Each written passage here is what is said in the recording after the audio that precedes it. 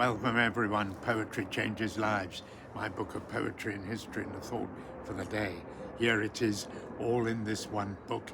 As usual, every day I sit here and talk about it, rambling on, but it does me a lot of good, you know. I find a poem a day really helps me, and I suggest it to anyone as a bit of self-care, self-therapy. Poetry has this power to inspire us, change the way we feel. At least it works for me, and I hope it would work for you too.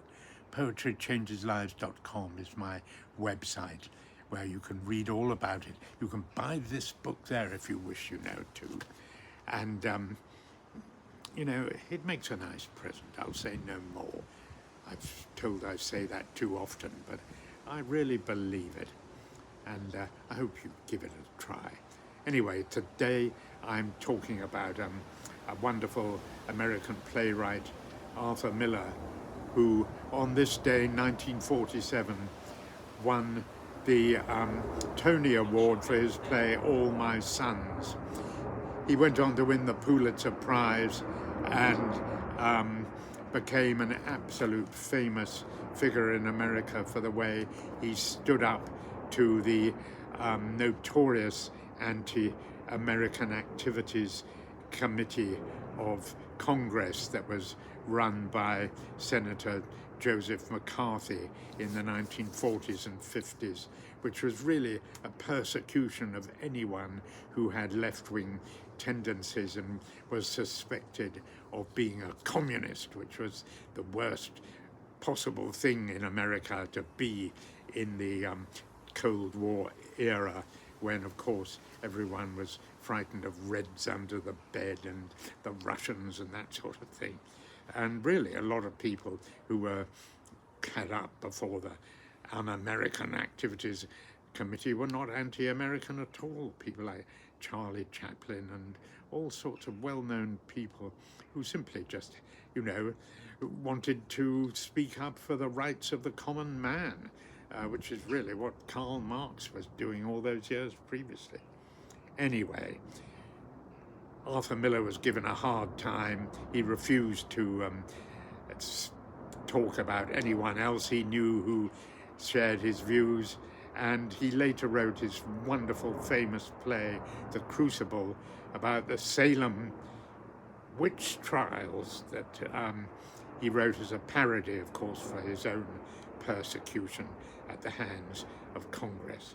And it's a very powerful play. It was powerful then, it still is today. Well, today I'm going to read an extract from an, to me, even more powerful play written 2,500 years ago by the great Greek dramatist Sophocles. It's his story of Antigone, the daughter of the king of Thebes in Greece, who stood up to the usurper King Creon, who killed her brother. And Antigone herself, this brave young girl, refused to obey the order that her brother should not be buried and should be left his corpse to rot in the sun. And instead, she buried him, despite the king's decree that death would be the result for anyone who did that.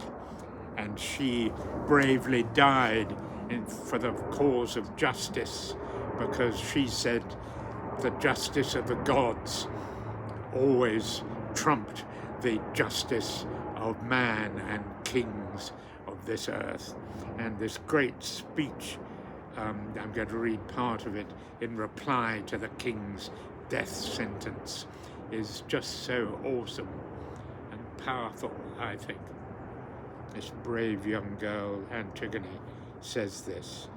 King Creon first says this: "Didst thou then dare to disobey my laws?" And Antigone replies, "Yes, for it was not Zeus who gave them forth, nor justice dwelling with the gods below, who traced these laws for all the sons of men. Nor did I deem thy edicts strong enough, coming from mortal man to set at naught the unwritten laws of God that know not change. They are not of today, nor yesterday, but live forever, nor can man assign when first they sprang to being. Not through fear of any man's resolve was I prepared before the gods to bear the penalty of sinning against them. That I should die I knew. How should I not? Though thy decree had never spoken. And before my time, if I should die, I reckon this a gain. For those whose lives as I in many woes, how can it be but death shall bring them gain? And so for me to bear this doom of thine has nothing painful. That's just such a brave statement from a brave young girl. I find it quite